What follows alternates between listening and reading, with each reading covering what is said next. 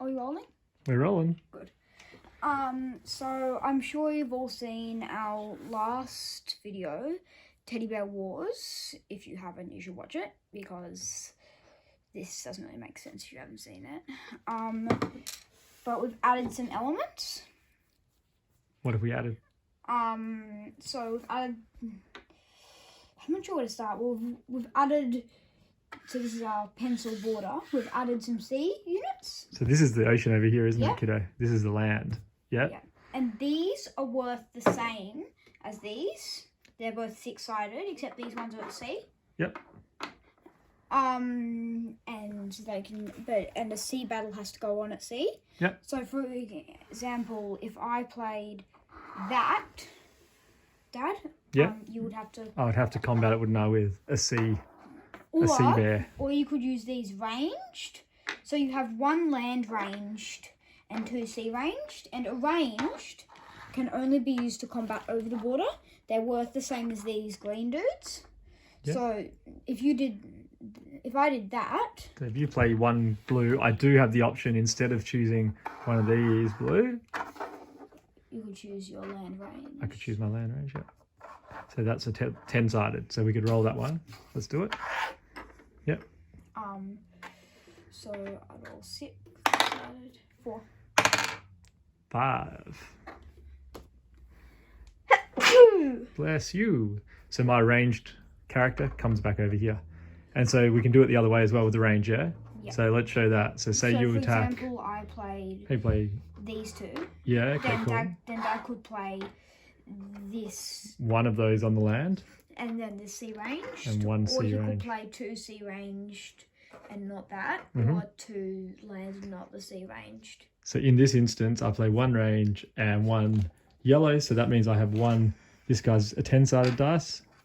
This guy's a 6-sided dice. And you've got 2 6-sided dice. So let's play that battle. Oh, and no, but first, Oh, no, sorry. the numbers of different ones. So in this instance, you have 3 green, Mm-hmm. which is different from last time's 4 green. That's on each team. And you have 10 yellow, same as normal. Then you have 1 ranged land. You have 5 normal sea, and you have 2 ranged sea. Yep. And there's your 5th. He's in the cemetery over there. And then, of course, you have your general as well, who's still a 20-sided dice. Yeah. And what did we forget to mention? Something about the general last time and the battling with the general. Oh, yeah. See, when you put the general forward, you can't have another unit attacking, except when, I forgot when. I think it's when when the general's defending, they can defend with the second person. Yeah, but you can't attack with a second person. Yeah. Yep.